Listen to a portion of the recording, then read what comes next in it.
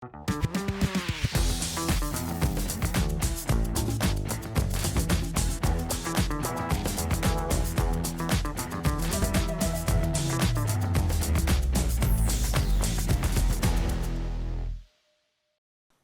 ao podcast da Património Conversas de Cá. Esta é a rubrica dedicada ao mar e a gente, uma iniciativa que a Património já tem feito há cerca de 7 anos. Eu chamo-me Adriano Constantino, sou arqueólogo. Eu sou o Alexandre, sou professor e faço parte da Património. Este mês temos cá uma pessoa cá, mais uma vez cá de Peniche, bem conhecida, o Sr. José Maria Malheiros, antigo construtor naval de Peniche. Cativo. Cativo. Malheiros cativo. Malheiros cativo. Então, Sr. Zé, vou tirar o Sr. Zé e Zé Maria. Fala-nos então um bocadinho de si, de onde nasceu, a sua história. Eu nasci em Peniche, sempre vivi em Peniche. De maneira que fui para o estaleiro. Meu tio tinha 3 estaleiros na altura, eram 2 irmãos, e mais outro irmão deles também tinha um estaleiro. E eu era o ofício que gostava, e fui para o ofício com 11 anos, era uma criança, mas lá fui.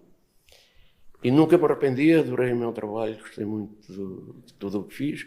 Comecei como aprendiz, pois naquele tempo, agora não, com a idade vai-se subindo de escalão. Naquele tempo não, era aprendiz, depois passava a oficial de terceira, depois de segunda e de primeira, e para passar a oficial de primeira tinha que se fazer exame e saber alguma coisa, não é? Eu, como me interessava muito pelo ofício, naquele tempo os mestres escondiam o rescaldo, não se traçava um barco ao pé toda a gente, era às escondidas que se fazia, nem toda a gente sabia traçar ou marcar, não, eu. Para já, porque era sobrinho, era mais sacrificado em ter que estar ali ao pé deles muito tempo. Mas podia não me ter interessado e não aprender, como alguns também tiveram lá. Fui aprendendo. E pronto, e comecei daí. Fiz o serviço militar em Angola. Depois vim de Angola, voltei para o ofício. Foi naquela fase dos anos 70, pessoal, muita gente emigrou, eu nunca me decidiu emigrar, nunca emigrei, nunca tive esse espírito. Fiquei sempre no ofício. Depois deu-se o 25 de Abril, né, 74. 75 foi aquele ano que sabemos. O trabalho começou a escassear. Meus tios também já tinham idade. E em 76 tratei das coisas para ir embarcar, como carpinteiro de bordo. Aí está a fazer em outubro, fins de outubro, de novembro, pensámos em ficar com o estaleiro. Meus tios já tinham idade e, como disse, havia pouco a fazer. E eles pensaram em desfazer o estaleiro, vender. E formámos uma cooperativa, que era o que havia na época. Formámos uma cooperativa, o meu tio, que era o mais novo, para além de já da idade que tinha, mas também era um homem que adorava o ofício, disse que ficava com a gente algum tempo para nos encaminhar. Nessa altura já eu era o braço direito dele, não é? E não embarquei. Fiquei cá, formamos no dia 1 de 77, era feriado, no dia 2 começámos como cooperativa a acabar um barquinho que ele tinha lá. Na altura já acabámos o barquinho por conta da cooperativa e tivemos logo a encomenda do Fruto da Liberdade. Foi a primeira construção. A partir daí foi sempre a crescer. Depois também o motivo adoeceu em 82, estávamos a fazer o Mestre Malheiro, a maior construção feita em Peniche. E o barco estava numa fase já adiantada. O meu tio sofreu um AVC. Saímos de lá, eu ficava sempre com ele até mais tarde, a combinarmos o trabalho, porque tínhamos muita gente, éramos 20 e tal homens, não era brinquedo. E ficávamos sempre a pensar o que é que se devia fazer no outro dia, como é que se ia fazer. O meu tio era sempre um dos primeiros a chegar ao trabalho. E naquele dia não chegou. Ele era viúvo, vivia com a minha prima. Naquele dia não chegou, tive que ser eu a mandar pegar o trabalho, não é? Pegámos o trabalho, o Montinho não aparecia, vim à casa da minha prima, pronto, ele tinha-lhe dado um AVC, nunca mais foi ao trabalhar. O que é que aconteceu? Eram uns 20 e tal homens, pá, como é que vai ser agora, não é? Como é que não vai ser? Fizemos uma reunião e então toda a gente entendeu que eu é que devia ficar como mestre. Modéstia à parte, na altura também via que não havia ninguém, mas também não me sentia em condições de pegar assim, logo de um momento para o outro, não é? Que idade é que tinha nessa altura? Que idade é que tinha nessa altura? Eu tinha na altura... Para assumir uma responsabilidade dessas? Tinha 30 e poucos anos. E tinha pessoas com 60 e mais. Toda a gente entendeu, disse, está bem, então eu vou ver. Uma coisa que eu impus logo foi, a única coisa que eu peço é que me respeitem. Porque já havia às vezes faltas de respeito ao meu tio. Já eu às vezes notava, e uma coisa que eu me fazia confusão e depois acabei por fazer o mesmo. É que eu às vezes ouvia ratar um bocadinho no mestre, não é? Ou porque não queriam ir fazer aquele trabalho, nem lhes convinha, ou isto ou aquilo. E eu sabia que ele tinha ouvido, mas passava-lhe, fazia de conta que não ouvia. Com o andar do tempo vi o porquê da gente ouvir e fazer de conta que não ouve, para não entrar em conflitos. De maneira que depois fiquei naquilo, foi uma responsabilidade enorme, não só por a construção de um barco daqueles, como o que mais fazia confusão e que me fez sempre, o bota abaixo. Vocês acabaram... Sim, eu lembro-me bastante. O bota abaixo, para que não tínhamos condições nenhumas, era por arrasto. Felizmente nunca se perdeu uma embarcação, nunca houve azar, mas se houvesse um azar não havia hipótese de pôr cá para cima. Pôr cá para cima. Ou ia para baixo ou perdia-se.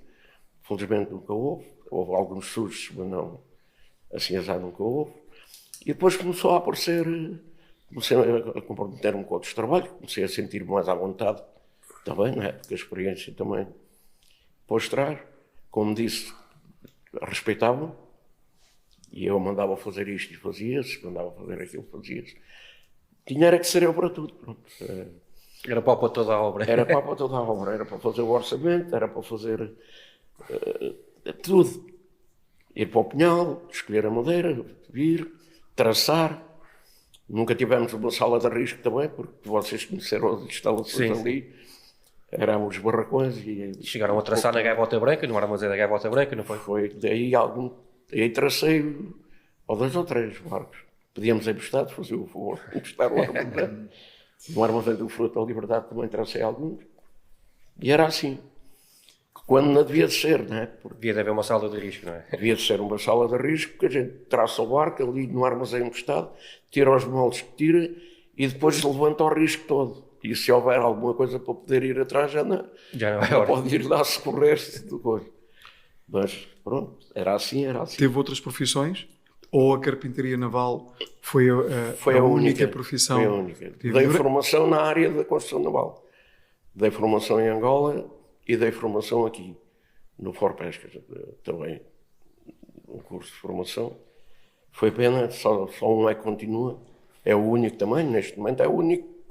Em Peniche, é o Albertino. Faz alguma coisa aqui. Que ainda fazem construção ou fazem reparação nas embarcações que ainda existem em Madeira? Que existem e ainda há muita embarcação. Não há tantas como coisa, mas ainda há muita embarcação em Madeira. Não só aqui, na Nazaré também se acabou tudo. Em Lisboa também, ele de vez em quando vai lá fazer uns pescados. Mas construção. E isto tudo? Acho que acabou. Quantos anos é que teve ligado a esta arte? Ligado ainda me mantenho porque sou perito da capitania, faço as inspeções. É o que me mantém ligado. Mas a trabalhar no ofício foram 49 anos. 49 anos. Seguidos. Então quando saiu da... Fiquei farto de praia. Sim, que aquilo era na praia. Era na praia. Então quando saía da escola e ia para o pé dos seus tios, aquele já... Mas quando saí da escola e que fui depois... Enquanto andava na escola, saía e ia para lá uns bocadinhos. Mas depois, quando acabei, que não quis continuar na escola, fui a tempo inteiro. E isso tinha que idade nessa altura?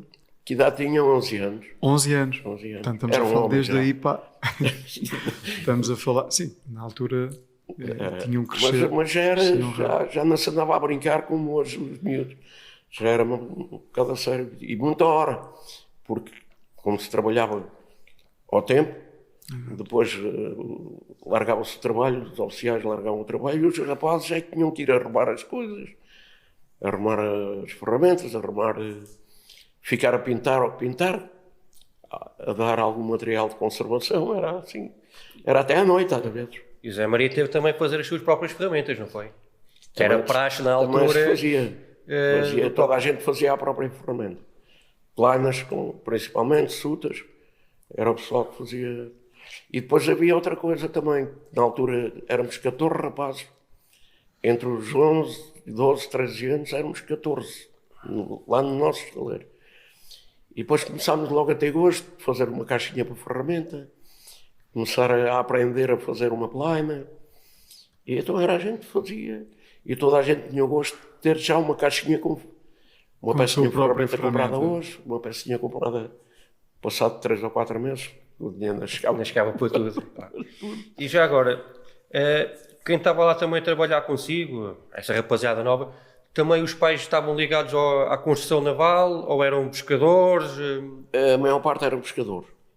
Era quase tudo. Tivemos 2, 3 em que os pais eram também carpinteiros navais. Mas na altura já um deles, que era o Carlos, pai do Tó e do Emílio e do Carlos Zé, já o pai trabalhava por conta dele aos pescados, mas os filhos aprenderam lá também comigo e continuaram. De resto era quase tudo de filhos de pescadores. Exatamente. Naquele tempo os rapazes só iam para a oficina, serralharia, ajudar, para os estaleiros e para o mar. Não tinha muita... No fundo era o que havia. Exatamente, não podiam fugir muito. Lá vinham outros que ia para o comércio, mas muito poucos. Tirando aqueles rapazes que naquela época se formavam, tiravam um cursinho ou industrial ou comercial, porque havia muita saída ali para Torres Vedras e para Caldas, empregava muita malta que saía aqui da escola, naquele tempo.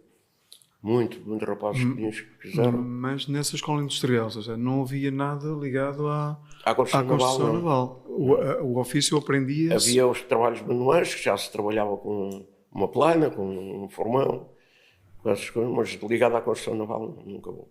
Embora Peniche fosse um local virado para a construção, não havia um curso, digamos, era tudo formado como havia a escola de pesca, não é? Havia a escola de pesca. Não havia.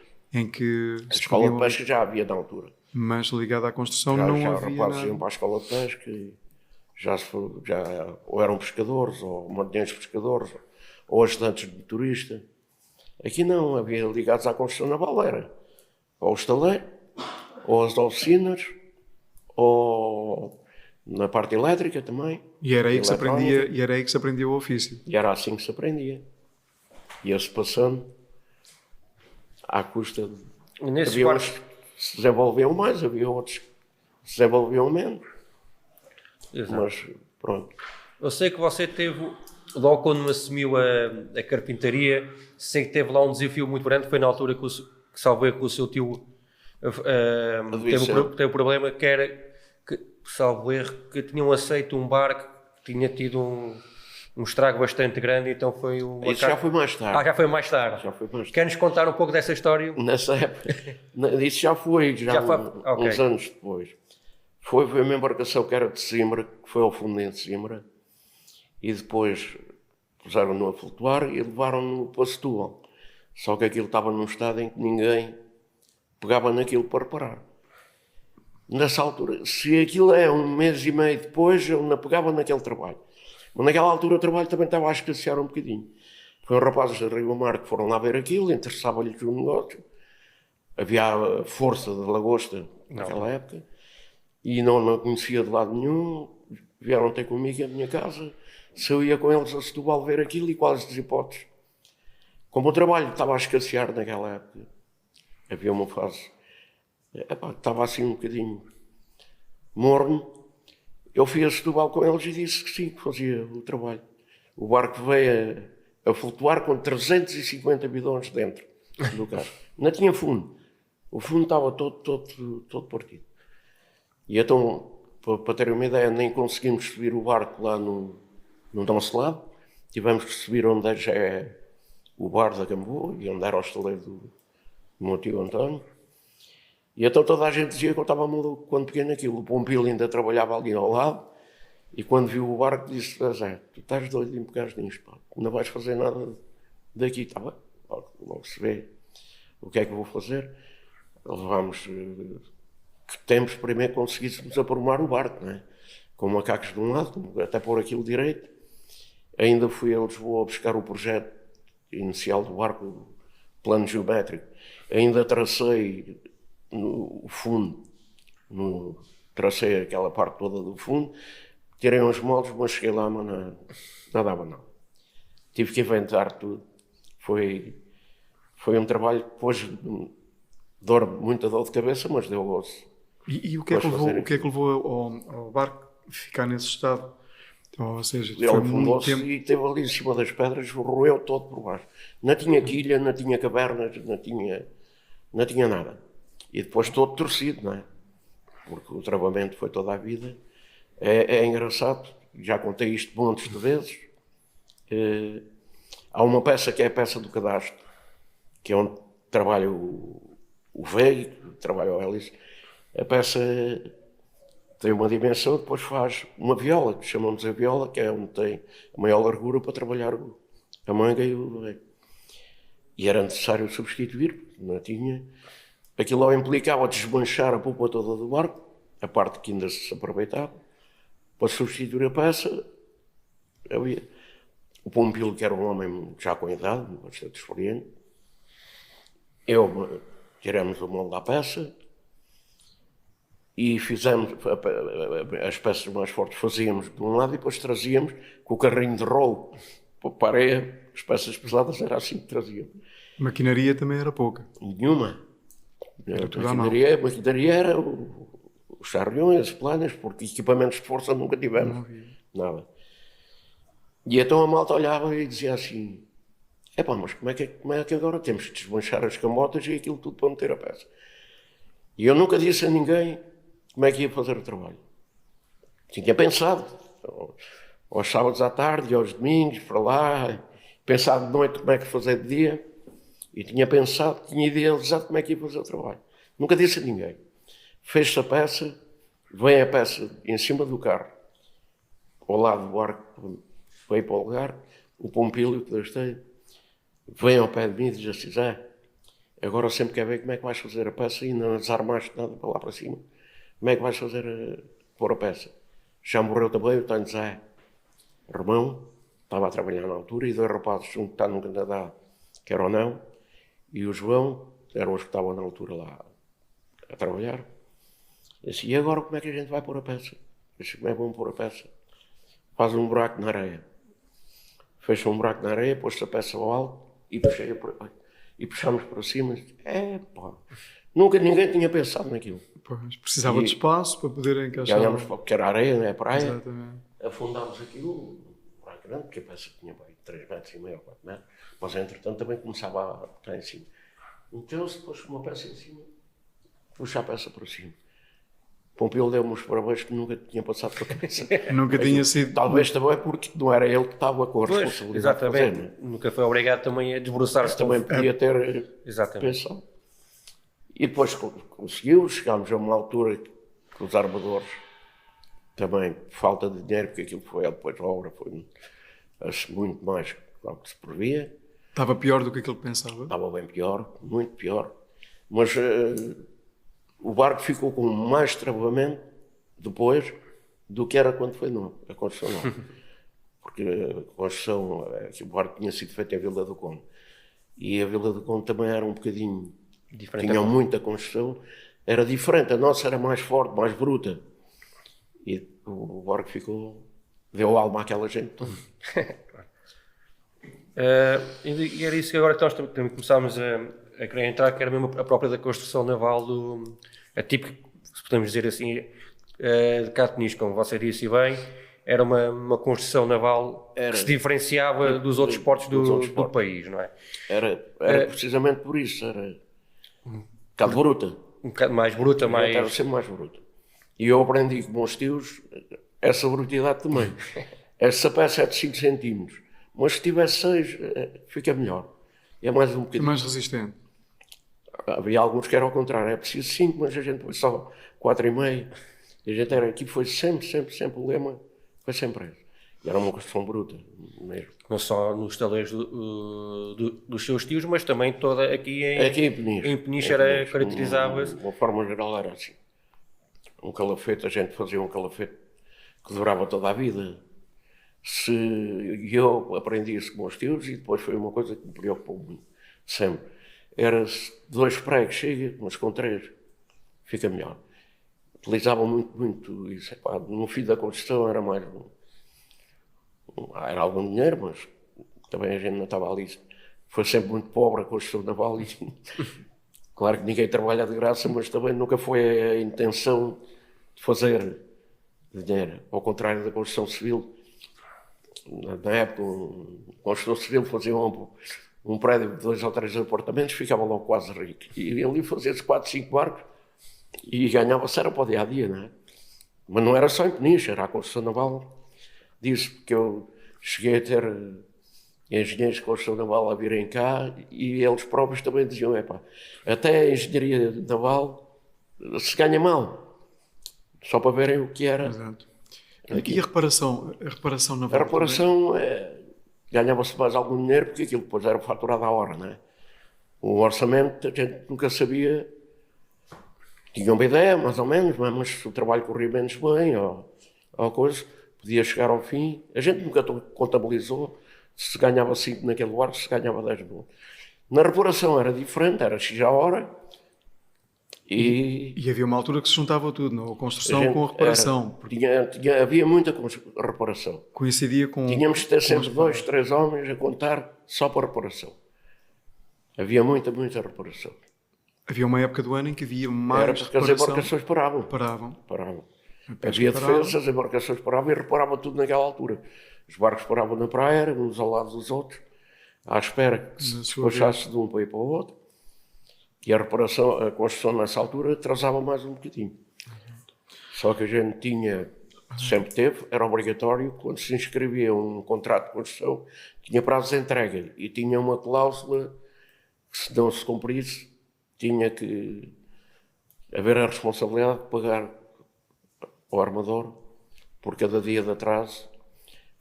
Aquilo felizmente nunca havia porque o contrato de construção era escrito, o prazo de pagamento é X meses depois do projeto aprovado. Ora, o projeto por vezes era aprovado, já a construção ia quase a meio. Nunca corremos o risco de não cumprir com o prazo. Que madeiras é que usavam na altura?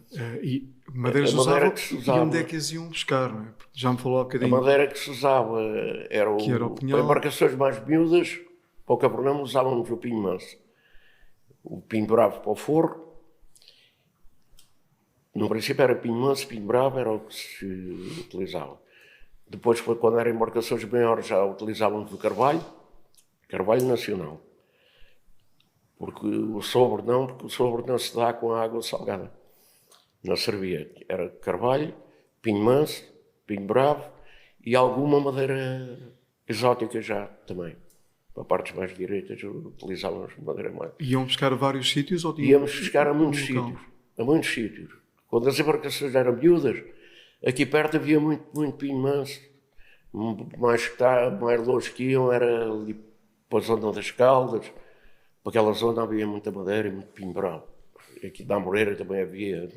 Não. Por fim já se tinha que andar muito quilómetro à procura. Às serrações? Era às à procura de madeira.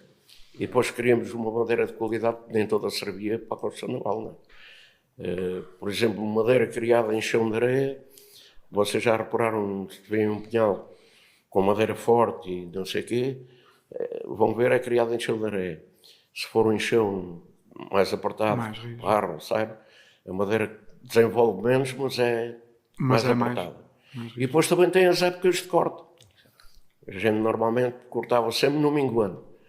mas o minguante, melhor de todos, era o minguante de agosto. Era onde a gente procurava sempre cortar a madeira, porque no minguante a veia aperta, não escorre, a seiva não escorre e a madeira aguenta-se. Estava a dizer, cortar a no árvore. pinhal, quando é bater as árvores. Também houve durante muitos anos, quando o mar chegava lá acima, quase ao portão, de se comprar madeira e pôr dentro de água salgada, e depois, quando era preciso, é que se lá ia retirar. Pôr em troncos, na água salgada, para conservar. Era uma forma. Eu sei que você tem uma história também muito gira de quando foi cortar madeira, acho que foi para os lados de Alcácer, e que estava lá um casal. Quer contar essa história? Fui cortar, foi para esses barcos que fiz para Sagres. O cabrão foi todo feito em pinho manso, que eles gostavam. Pinho manso, pronto, acho o pinho manso. O armador é que manda, não é? Claro. E então andei à procura de pinho manso, porque era barcos com 23 metros, era preciso muita madeira. E então, em Alcácer de Sal,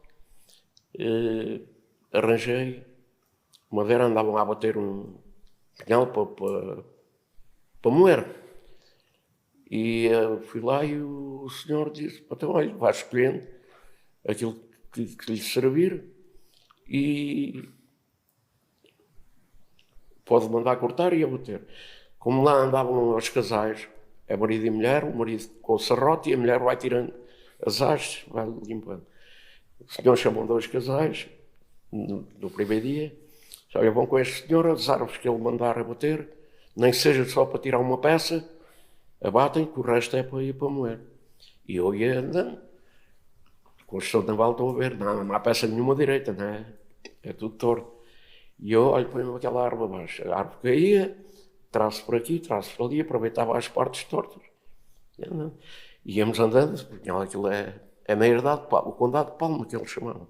Aquilo era enorme, é por vez.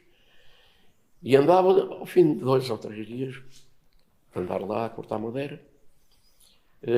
Ouvi um comentário, eu ia com eles à frente e as senhoras vinham atrás, e ouvi um comentário de uma dizerem assim, esparta homem, com tanta árvore tão bonita que está aí, direitinhas, e só manda por abaixo tudo torto. E eu não disse nada. Vinha a Peniche, como vinha sempre ficar a casa e ia de manhã. Não gosto de ficar fora de casa.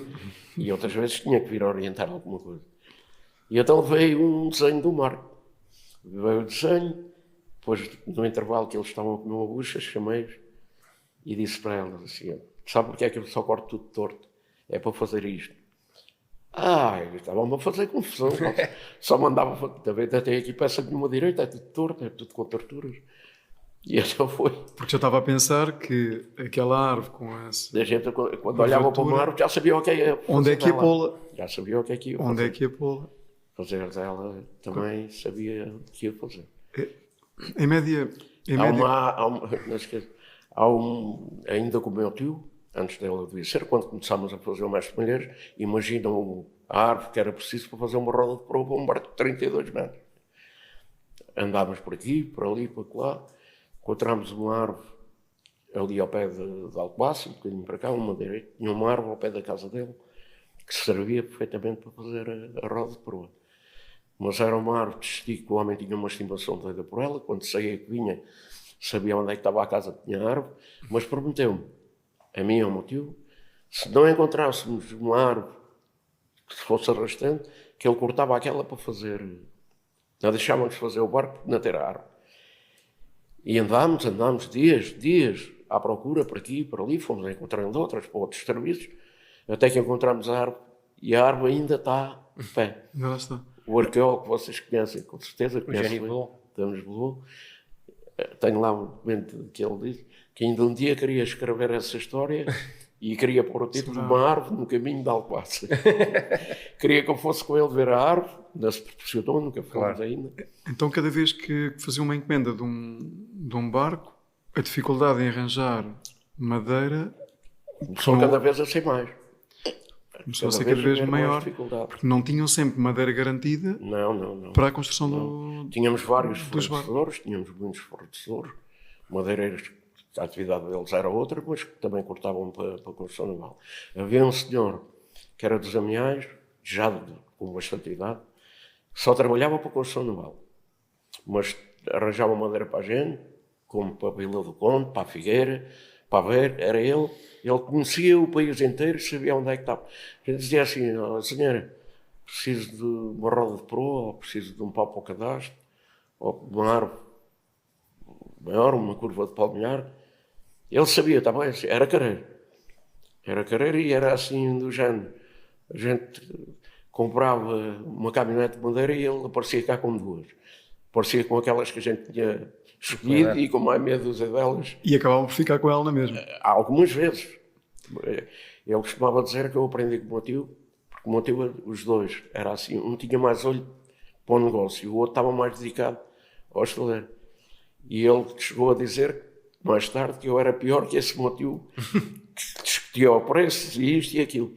Tanto que um dia ele chegou-me cá com duas caminhonetes de madeira, eu tinha escolhido madeira para uma, para Faus, e ele chegou cá com duas carradas de madeira. Quando eu chego ao estaleiro, ele vinha mais cedo, quando chego ao estaleiro para descarregar a madeira, estava duas caminhonetes de madeira. Disse ao senhor, não foi isto que a gente combinou. Até porque eu, a maior parte das vezes, quando era pinheiros bravos e mansos, marcava com enxome, fazia uma cita para eles, depois de não se enganarem e saber o que tinham. E ele disse, não, fazia-me até mais barato, o preço que tínhamos acordado, a outra caminhonete, e eu disse, não, ela não me serve. Não é por ser mais barata, é que ela não me serve. Não me serve. E ele telefonou, pediu-me para telefonar para a Vila do Conde e amarrou a carrada e foi para a Vila do Conde. Lá trouxeram tudo e mais alguma coisa. Nunca aconteceu. Começámos a ter mais dificuldade. Pelo menos em Carvalho tivemos muita dificuldade. É isso que era. A minha pergunta era essa. Nunca aconteceu estar a meio de uma construção e faltar-lhe madeira para chegou a estar um trabalho assim um bocadinho a andar mais devagar por não ter madeira para continuar ali. E agora, como podem imaginar o que era, não é? Era noites sem dormir. Um dia estava no estaleiro, era um pai umas 11 e tal da manhã, telefona-me um senhor da Viz que tinha lá carvalhos, se eu queria ir lá e ver. Sabia que eu andava a precisar de carvalhos, se eu queria ir lá e ver. E é já. Peguei na carrinha, fui à Viz, cheguei lá, a madeira era de lenha. Andei um bocadinho de carvalho, servia para tirar uma peça. O homem pediu muita desculpa, coitado, não sabia. Não sabia, claro. Era carvalho, era carvalho. Mas só para verem a aflição que tinha. Das madeiras. E ainda ando um pouco aqui da construção naval em Peniche. Uma das coisas que dos trabalhadores que diferenciava-se, por exemplo, cá de Peniche para Lisboa, onde você uma vez tem contado, era quem era em Lisboa, quem era Calafate era Calafate e aqui que era carpinteiro naval, era carpinteiro naval. E aqui as coisas muitas vezes até se misturavam. Nunca houve calafates, só calafates. Nunca houve. Meus filhos chegaram a ter homens que vinham do norte para aqui trabalhar, e também eram polivalentes. Não eram tanto como a gente foi habituado sempre a fazer tudo. Fazíamos de carpinteiro naval, fazíamos de calafate, fazíamos de carpinteiro de limpos, nos arranjos interiores, que em Lisboa também não, tinham os carpinteiros que eles chamavam de carpinteiros de limpos ou carpinteiros de banco, faziam o arranjo interior, os móveis, os beliches, essas coisas. E pintura também a gente fazia tudo, era polivalente. Fazíamos tudo. E ainda também na construção naval. Quais os pormenores? Havia aqui peças da nossa construção naval que as outras embarcações não tinham, de reforço? Normalmente era, até porque obriga, o projeto obriga a pôr desarmamento. O que digo é que a gente às vezes apertava mais um bocadinho o vão para levar mais uma baliza, ou apertava mais um bocadinho a malha dos vaus e punha mais um vau. Mas de resto era obrigatório. Os derbentos, às vezes lá se punha mais um derbento ou uma escoa. Os derbentos é aquela travação que faz por dentro da embarcação, que é no fundo, a travação da embarcação está ali, na derbentação, como a gente chama. Derbentos, escoas, vaus é a parte em que o barco fica na longitudinal. Na longitudinal e na vertical. E na horizontal. E já agora, também tenho uma pergunta, e isto também surgiu, eu há pouco tempo no início deste ano, estive a escavar lá em Lisboa e apanhámos assim um contexto náutico, não encontramos uma embarcação, mas encontramos várias espécies de embarcação. E apareceu lá umas tábuas de Viça do Forro, em que tinham estavam marcadas uma espécie de um triângulozinho pequenino. se isso seria eventualmente, isto agora já é curiosidade, de marcação da peça, para o sítio onde é que ela se colocava. Podia ser a peça que levasse o malhete naquele sítio, porque há peças que eram emalhetadas, não é? Outra coisa também que a gente em Peniche tinha um sítio. Os vaus reais eram todos cavilhados para fora. Metia-se uma cavilha a ligar o vau, não se punha só o prego, obviamente. Punham em todos eles uma cavilha que é para dar para o arco não abrir nem fechar. Fechar é difícil porque, claro, mas para abrir, com o peso, tinha tendência. E depois todos os outros vaus que não eram reais, a gente chamava o real, o que vem cá fora. Os que não são reais que vão à Sicórdia, eram todos emalhetados, com malhete, que era uma malheta também segura. Havia sítios que não emalhetavam, cortavam um lado e enfiavam, e era assim que estavam. Nessas peças havia essa diferença também, não é?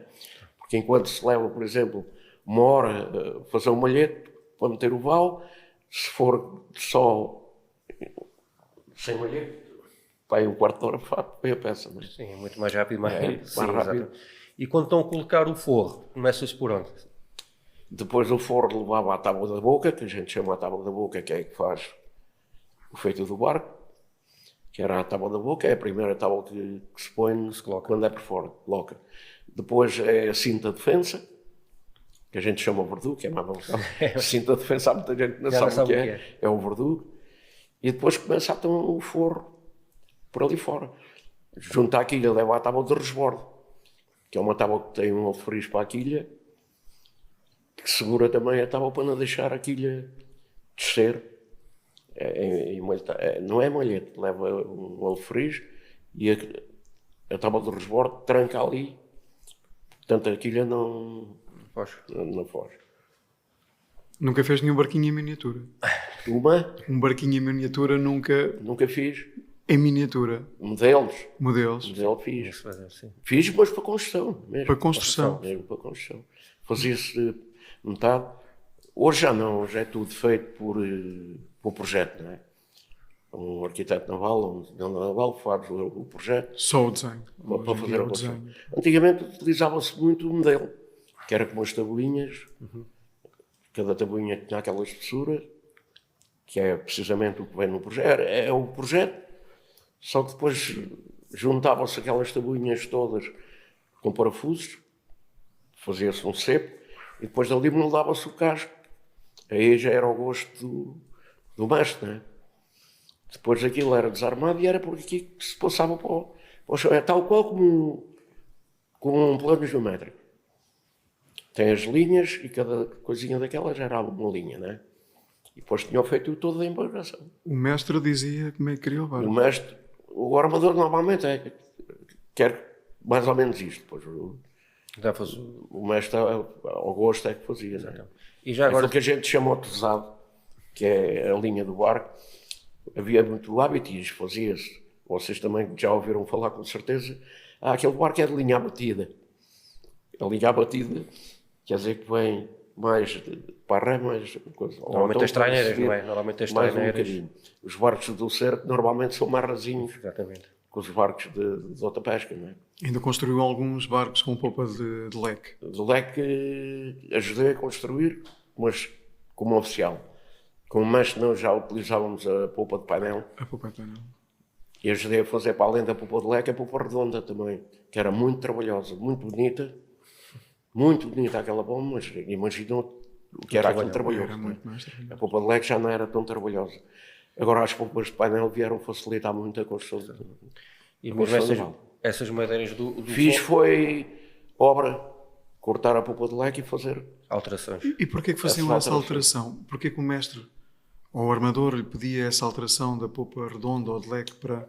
A embarcação tem mais poço para a ré, que entretanto começaram a utilizar as redes à polpa, para acrescentar mais um bocadinho as polpas também, porque por vezes cortávamos a polpa de leque, mas acrescentávamos o comprimento da quilha também. Andávamos com a meia-lua para trás, que se chama meia-lua, né? Os paus de cadastro, e acrescentávamos mais um bocado a embarcação. Permitia além que depois ficava com uma força totalmente diferente, para meter uma rede, Tinha muito mais força. Muito mais sustentabilidade. As polpas de leque, eles iam à polpa lavar as mãos quando o barco ia na Era muito baixo. E quase que subia a polpa para ela. Claro. Já foi Mas uma foi evolução. facilitar muito o nosso trabalho. Já foi uma evolução da construção naval. Agora as polpas redondas, que ajudei a fazer algumas, vocês nem imaginam o trabalhoso que aquilo era. As peças e tudo aquilo, virar a madeira a fogo. É isso que eu queria lhe perguntar. Muitas destas madeiras, como no barco não há quase não há nenhuma madeira direita. Virar muita peça a fogo.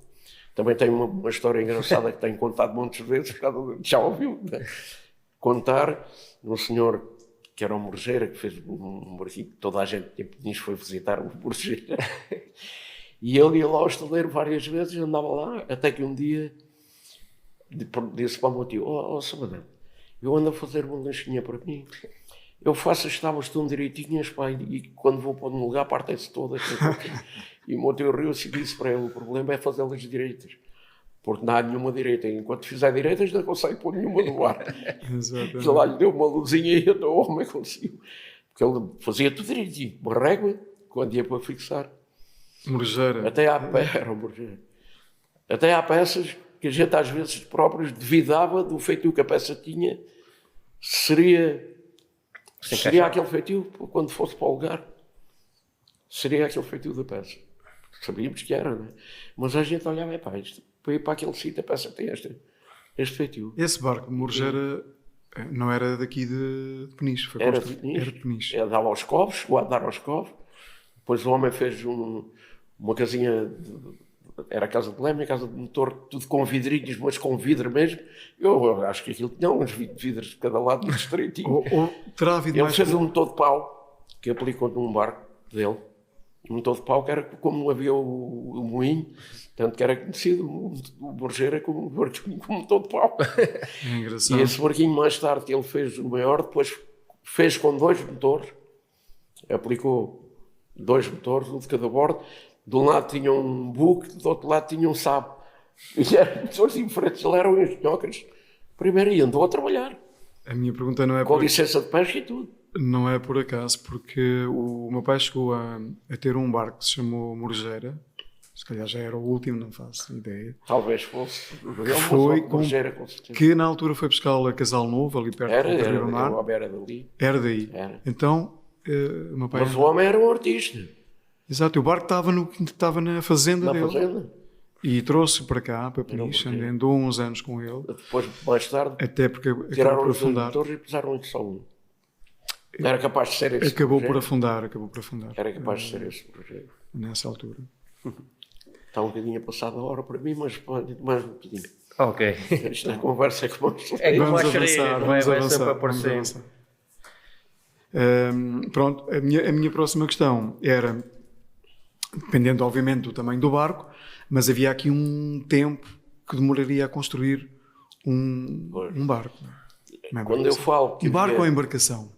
No princípio de eu começar, e quando meus tios e tudo, havia muito trabalho, havia muitos estaleiros em Peniche, havia muito carpinteiro naval. Porquê? Porque as embarcações, naquele tempo, havia uns 10, 11, 12 metros. Barcos do cerco já. E depois havia um armador que já queria com 13 metros. E depois o outro não queria ficar atrás, já ia para os 14. Era sempre maior. E foram andando para os 15, 16, 18, 20, chegámos aos 27, 28 metros. Até aos 30. No cerco ia tirar um bocadinho abaixo. Foi com os motores. Tinha um motor 15 cavalos. Mas agora este é maiorzinho, já leva 20. 30 chegou aos dias de hoje com motores de 1000 cavalos e mais a bordo de um barco. Não é? E então havia muito trabalho. Eu sou muito franco. Nunca gostei muito de embarcações, construir embarcações miúdas. Nunca me deu... Além de me dar mais preocupação no aspecto de arranjar materiais e tudo, mas dava-me sempre mais gosto de fazer um barco grande, era outra coisa, a gente vê-lo nascer. É diferente. Claro. Pronto, e foi evoluindo assim, foi fazendo. O tempo, a gente normalmente previa sempre 10, 12, 15 meses consoante a embarcação, porque nunca tínhamos só um barco a construir, não é? Havia fases, além do barco ser grande, que dava para estar 15, 20 homens a trabalhar ao mesmo tempo na construção. Tínhamos sempre a reparação e normalmente tínhamos sempre 2 construções. Ao mesmo tempo? Ao mesmo tempo. 2 quando não tínhamos mais, não é? O meu tio chegou a ter 60 homens ali a trabalhar naquele tempo, em embarcações de 12, 14, 15 metros. Está a ver, tinha que ter 7, 8 embarcações ao mesmo tempo para dar que fazer àquele pessoal todo. Porque não dava para ter determinada fase de construção, ter muitos homens a trabalhar no mesmo. Não é? Zé, Mas como tínhamos a reparação... Ainda apanho a parte de que se punha uma moedinha quando se punha na embarcação, quando se punha a caverna mestra. Aquilo que punha a caverna mestra, havia a tradição de pôr uma moeda. Havia a tradição de pôr uma moeda e havia a tradição de roubar a moeda. Era giro. Eles davam uma moeda naquele tempo, 5 escudos ou coisa, já dava para um garrafão de vinho naquele tempo. E então aquilo levava uma caixinha para pôr a moeda. O armador dava a moeda, punha lá, quando era para pôr a caverna mestra, punha a moeda, mas logo de maneira que a ponta do serrote depois sacasse. Não era toda, mas havia malta malandrai que fazia. E havia a tradição, havia um armador em Peniche que tinha mesmo a tradição de ser a filha a pregar a caverna mestra. E então lá ia a miúda com uma marreta e martelante, que era o Francisco Salvador. Também havia a tradição de se partir uma garrafa de champanhe do bota abaixo, ter uma madrinha e ir lá partir a garrafa. Havia o vencer o barco, ir lá ao padre, depois havia sempre uns bolinhos, uma garrafa de vinho do Porto, que hoje é corrente, mas naquele tempo não havia assim muito bolinho de manhã. Exatamente. E muito vinho do Porto, não havia assim. Era mais vinho do capilé. E depois havia também a diáfana, não é? Sim. Em que convidavam os carpinteiros, os serralheiros, os eletricistas. Era giro. As companhias. Perdeu-se muito essa tradição. Era um momento de celebração. E normalmente a diáfana era feita no armazém do barco, do armazém de redes, ou era feito no estaleiro. Depois começaram a fazer a diáfana sim, mas já ir ao restaurante, já não era aquela graça. Já não era assim. Então, foi-se perdendo. Já não era tão tradicional. Foi-se perdendo essa tradição. E depois, como imaginam, era sempre boas caldeiradas. Não é? Claro. Não era uma caldeirada de charro ou coisa. Havia aqueles peixes que na época, agora também não passam muito, por muita gente. Mas naquela época, pá, um cherro, uma caldeirada, um cherro de tamboril, esses peixes, era mesmo uma boa caldeirada que se fazia. E qual é que foi o barco que deu-lhe mais prazer a fazer? Houve assim algum que lhe tenha marcado mais? Eu acho que todos os barcos me deram gozo de fazer. O Cabo Avelar, talvez. Ser diferente. Por ser um barco. Tirando aquele que não foi todo feito por mim, foi feito. Aliás, nenhum foi feito só por mim, não é? Depois a gente, quando diz que fui eu que fiz, claro, é a pessoa que está à frente e que traça, e que risca e que tem a preocupação. Ainda andam em muitos que saíram das mãos.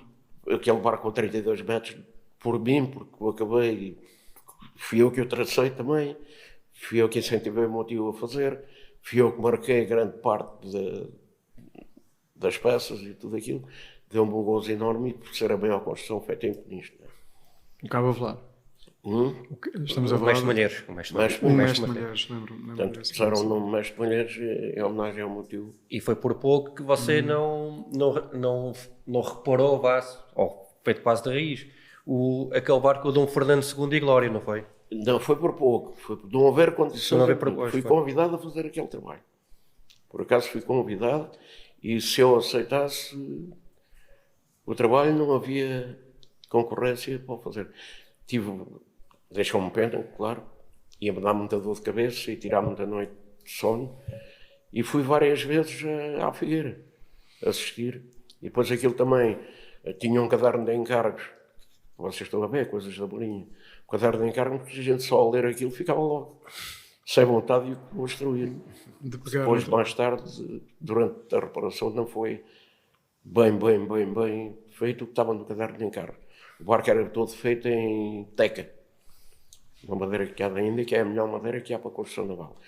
E do que havia no caderno de encargos era aproveitar-se toda a teca que se pudesse do navio. E depois, mais tarde, cheguei a ver, não foi bem aquilo. O que aconteceu? Cheguei a ver voos em Pinho Bravo, que era impensável a gente fazer. Ou em Pinho Manso, ou Pinho Bravo, não se aplicava Mas adorei aquilo e fui assistir ao Bota Abaixo, fui convidado para ir ao Bota Abaixo. É engraçado também, no Bota Abaixo, fui convidado por um almirante, que por sinal era familiar de um genro do meu tio, e que vinha muito a Peniche, e o homem também tinha uma adoração por gente. Chegou a ser inspetor de navios, na época já não era, e ele é que me convidou. Mas não me mandou convite, convidou-me de telefone. E eu fui à Figueira, ao Bota Abaixo, fui com a minha mulher, e quando cheguei lá, aquilo era uma porta de armas, não imagino, tinha praça, tinha isto, e eu cheguei lá, disse que era convidado para o Bota Abaixo, e eles olharam para mim, não é? E eu devia ter pensado, assim, o marinheiro que estava à porta, este agora vem para aqui que é convidado. Foi chamar o oficial dia. Foi chamar o oficial dia, o homem veio, muito educado, porque pediu-me o convite, eu não tenho. Então, mas quem é que o convidou? Foi o almirante. O almirante não foi o Andrade e Silva, apesar de eu ter ficado ao lado do Andrade e Silva. Foi o almirante Barrão.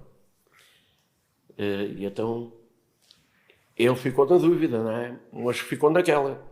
Se vou chamar, estou sujeito a ouvir um raspanete, não tinha que ir chamar por um bocado desse. Se não vou chamar, pode ser verdade o que o senhor está a dizer, foi chamá-lo e ele veio à porta da arma. O raspanete na mesma. E depois fiquei ao lado Do Andrade e Silva. Conhecia da Berlenga, ele conhecia-me da Berlenga. E fiquei ao pé deles. E ainda fiz depois a travessia para Lisboa, da Figueira para Lisboa, porque não pude. Também me convidaram para vir de navio, assim como convidaram várias pessoas. Aqui uma parte que aconteceu certamente algumas vezes, aquela notícia de que aquela embarcação que saiu dali do estaleiro, que saiu das suas mãos, das mãos das pessoas que trabalhavam consigo, que tinha naufragado ou que se tinha perdido. Chegou a acontecer isso em embarcações construídas? Aconteceu-me uma casa de uma coisa que vocês sabem, eu na altura já era oficial e ajudei a fazer o barco e o meu pai faleceu nesse barco, foi o Benito. Foi um dos barcos que eu já trabalhava na época e já era carpinteiro. E depois o meu pai acabou de falecer nesse barco. Barcos que se perderam depois, com muita pena que me deu. Isto aqui para a gente deixou-me algumas dúvidas da forma como se perderam. Foi 2 barcos que fiz para os Açores, que foi o Itrejão e o Timoneiro. Um afundou-se, o outro perdeu-se com incêndio. Deixou-me uma pena que eram barcos que eram uma maravilha e que se perderam também. Ficava aí uma certa... É uma coisa que fica da gente sempre, não é? Eu construía um barco, estava de gente que ele se fosse embora, mas por incrível que pareça, dava-me pena quando via o barco ir embora, não é? Sentia muito orgulho quando via, como chega a acontecer, ver alguns barcos construídos em alguns sítios, dá-me orgulho, dá-me prazer, olha, aquilo fui eu que construí. Mas dava-me pena de ver o barco ir embora, não é? Vocês nem imaginam o que é a gente ver nascer um barco. Ir ao Pinhal como eu ia. Desde raiz. Esta peça vai ser uma roda de proa, aquela peça vai ser um cadastro, aquela peça vai-me servir para fazer uma pessarda. E depois ver aquilo nascer, não é? Mandar cortar aquela lá ao nosso jeito, traçar, pôr em pé. O que eu mais gostava de fazer no barco era armar. Era o que me dava gozo até à data de começar a forrar. Dava-me um gozo. Adorava cordear um barco, o que a gente chama cordear. Chegaram a ver também, não é? Quando se põe a tralha por ali fora. E depois aí já é ao gosto. Tem determinadas medidas que se pode alterar, que é o pontal, não é? Mas depois a curvatura e o jeito, mais um bocadinho da mura, mais um bocadinho disto, mais um bocadinho daquilo, é ao gosto de quem está a traçar, do mestre. Mesmo no traço, ou abrir mais um bocadinho, ou cortar mais um bocadinho nos encolamentos, já é da gente que faz. Eu tive 2 casos com engenheiros de construção naval, rapazes novos, que deviam estagiar num estaleiro e estagiaram sim, mas nem construção de aço. E depois eram peritos de construção naval, vinham aprovar uns projetos, vinham cá assistir à meia construção, ao final da construção, vinham medir e tudo aquilo. Eu tive 2 casos e aprendiam muito com a gente aqui, com a prática, comigo e com os outros taleiros. Era aqui que eles depois, na teoria, iam aprendendo. E eu tive 2 casos mais, eu é que sou engenheiro, eu é que sei. Um dia um chegou cá e fomos medir o comprimento, como vocês viam, a gente punha a embarcação sempre com alguma inclinação, não é? Que é o caimento de traçado. Do projeto também, a gente tem o caimento de traçado, as cavernas que vão para a proa, temos a linha 0, da caverna mestra para a proa vão subindo e da caverna mestra para a ré vão descendo e vão se cruzando umas com as outras, que aquilo é uma confusão. Chama-se o caimento de traçado. E um dia ele vai medir o comprimento de sinal e vai medir o comprimento de traçado e ainda dava certo com o que estava no projeto. Não é? E ele chamou-me a atenção e eu fiquei assim, não, cingia-se àquilo. Então o que é que foi que ele fez? Como o barco estava inclinado, mandou pôr um prumo, uma linha de prumo, avante, uma linha de prumo a ré. Claro que a linha de prumo não bateu no sítio que tinha a linha no projeto, não é? E então não dava certo. Depois ele chamou-me a atenção e eu disse, engenheiro, desculpe lá, mas nunca me pensei nisso. Já lhe serviu para outras coisas. E foi um dia, outro engenheiro também, que disse que vinha naquele dia fazer vistorias, nunca me tinha acontecido, e ele mandou-me meter uma série de réguas em determinadas balizas. Mandou-me pôr 5 ou 6 réguas nas balizas. E depois eu pus, e ele chegou cá e vai medir nada daquilo. Nenhuma estava certa.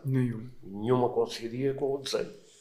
E ele disse, o barco já estava numa construção, meia construção já. E ele disse, bem, agora aqui não há nada a fazer, só há uma coisa a fazer, você manda fazer um projeto novo, plano geométrico e um projeto novo, para substituir o outro, consoante a construção que está aqui. Sou engenheiro, mas o barco está atravessado pelo projeto. Não pode, veja aqui. O que acontece? A gente recebia o desenho, o plano geométrico, e depois aquilo traz 7 ou 8 balizas traçado, não traz nenhuma de construção. Pode alguma coincidir com uma de construção. E a gente depois aqui é que traça a construção. Quando não preciso, senhor engenheiro, você vai me desculpar. Fui buscar o projeto que eu tinha traçado o barco no chão, que aí já tinha as balizas todas de batarré, e disse, senhor engenheiro está a fazer confusão. Repare bem que as de construção não coincide nenhuma, por causa de nenhuma coincidia, só o metro se aproximava com as balizas de traçado. Porque estas são a de traçado e estas são a de construção. E o homem pediu-me desculpa e disse outra coisa, daqui para o futuro já eu. É a prática, é a prática. E nunca vou ver cá mais vezes, nunca mais me mandou por meter regras. Uma coisa é os Eles livros, também aprendem com a prática, não é? Uma coisa é os livros e outra é o estar no terreno. E isso é que leva à experiência. Há a teoria e há a prática, não é? Exato. E havia coisas. Também um deles veio uma altura também, na altura que eu fiz os martilhos de 10 metros e meio, que ainda anda aí, que é o barco do Vítor, não é que chama ele? Não me recordo agora, não é o Rajá, nem o outro, é o outro por aqui. E ele vem cá, e quando foi fazer vistoria de final de construção, a gente aquilo tinha um rancho cá para o outro, tinha o alojamento para 4 homens, é que nos belichezinhos e tal. E ele desceu, viu os beliches e disse assim, mestre, isto não pode ser alojamento. Digo assim, senhor engenheiro, os homens têm que ir a algum lado, tanto tem viagem como ao tempo e coisa. Não, que isto não tem pé direito para ter alojamento, tem que ter no mínimo 1,85 m de pé direito. E eu digo assim, senhor engenheiro, como é que posso ter aqui 1,80 m de pé direito quando o pontal do barco são 1,20 m ou 1,25 m? É impossível. E depois ele disse, pois é, mas não pode ser alojamentos. Tipo assim, a culpa também não era dele, mas ele podia ter dito de outra maneira. Eu disse, senhor engenheiro, isto não é alojamentos, isto é abrigo pessoal. Como abrigo pessoal pode estar, mas tinha que estar escrito abrigo pessoal. Em vez de alojamento, abrigo pessoal. Mas a culpa também não foi minha, porque o projeto foi aprovado e estava lá como abrigo, como alojamento. Pronto, eram estas pequenas coisas que por vezes... Talvez para me chamar a atenção a mim também, não é? Mas podia ter pensado, o barco nunca pode ter 1,80 m de pé direito quando tem 1,30 m de pontal. Pontal, vocês sabem o que é, né? Às vezes eu costumava brincar quando me diziam assim: o barco tem comprimento, tem tanto de largura e tem tanto de altura. Eu disse: não tem, não. É um pontal. Tem, não tem, não. Tem tanto de comprimento, tem tanto de boca e tem tanto de pontal.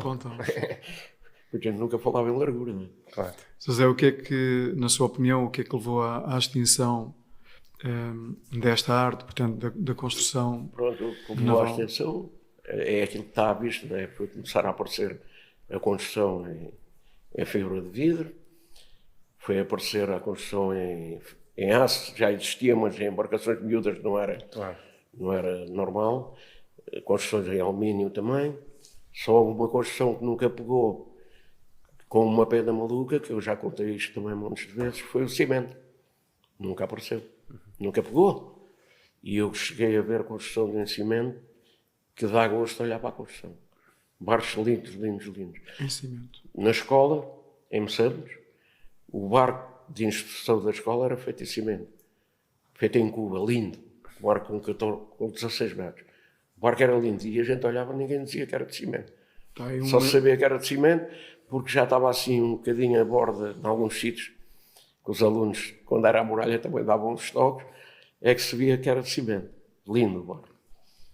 É uma construção que eu nunca vi, nem Eu já tinha ouvido ouvido falar já. Tinha um engenheiro amigo meu que era o sonho dele.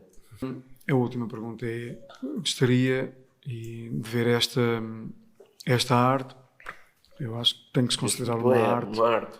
É mesmo uma arte. Reconhecida e homenageada. Eu penso que faria toda a justiça o historial que Peniche tem na construção naval, as pessoas que se dedicaram a esta arte. É uma pena ver um bocadinho. Agora lembram-se porque não há quem faça. É só por essa razão que se lembra da coisa. Foi sempre uma arte que nunca foi muito valorizada, pelo menos por muitas pessoas. Até se costuma dizer calafate, a mim não me ofendem nada chamarem-me calafate. Eu às vezes digo, não, também fui calafate, mas a minha arte era construção naval, era carpinteiro naval. Ou carpinteiro de machado, porque ao norte havia muita tradição, em como a gente trabalha com enxó, eles trabalhavam com machado. E também é conhecida como carpinteiro de machado. Mas não me ofende nada chamarem-me calafate. Mas parece que calafate era assim um ar mais coisa.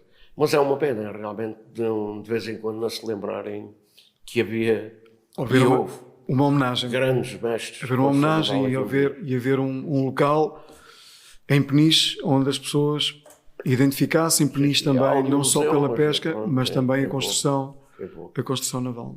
Tem. Mas eu sou suspeito porque eu adorei o meu trabalho. Quando vi que era uma arte e a pena, muitas vezes, não se dá valor, um bocadinho mais valor. Foi sempre uma arte. Depois era aquele tipo, toda a gente, eu tenho dado isto como exemplo um monte de vezes. Um barco bem arrumado, sofreu um rombo por qualquer razão. Veio com a água aberta, enfiou na praia, vai lá um carpinteiro, abriu o rombo, reparou, não se dá valor, não é? A embarcação podia ter perdido, mas foi aliada, não custou nada, abriu um rombo, meteu um bocado de tábua e fechou. Não se dava valor. Chegou a acontecer, a gente veio do estaleiro para a praia, reparar a maré, ir para cima e quando foi faturar o tempo, levar, por exemplo, 1000 escudos, naquela época era dinheiro, né? Dever meter um rombo. E às vezes havia, 1000 escudos, digo lá pôr um rombo, que às vezes era só de peça a peça. Achavam caro. Mas o barco vinha do mar com avaria na sonda. Chegava ao Barnal, chamava o eletricista, ia lá, por vezes era só um pó, ou era o fusível alemão pôs, estava lá, entretinha-se um bocado, tirava, ou carregava no fusível, ou resolvia o problema. Levava 2 contos ou 2 contos e 500, a sonda estava a trabalhar e agora já está.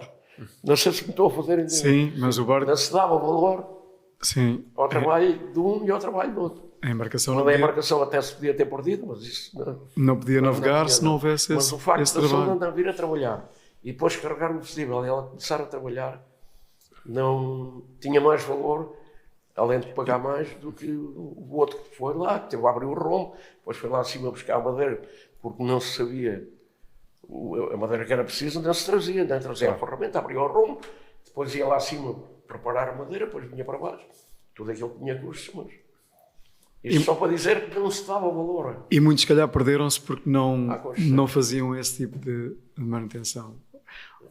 Perderam-se alguns porque a manutenção ia Até ao limite. só era feita quando era mesmo necessário, não é? Mas também uma coisa foi certa, com o armador ser o mestre do barco e andar lá a bordo, começou-se a ter mais cuidado com a reparação. É ele que lá ia, não é? Claro. Também havia altura, isso é para desarrascar, que o barco tem que ir para o mar e coisas assim. Já. As pessoas começaram-se a preocupar mais, porque é ele que lá anda, como o acompanha, começaram a ter noção e então havia reparações mais exigentes. Bom, resta-nos Agradecer em nome da agradecer Estávamos muito aqui horas a falar e em nome da Património. quando começamos a falar. É verdade, nós também. Eu adorei o meu trabalho e tenho dito sempre, e sempre que me perguntam, não é preciso perguntar, se voltasse atrás voltava a fazer o mesmo.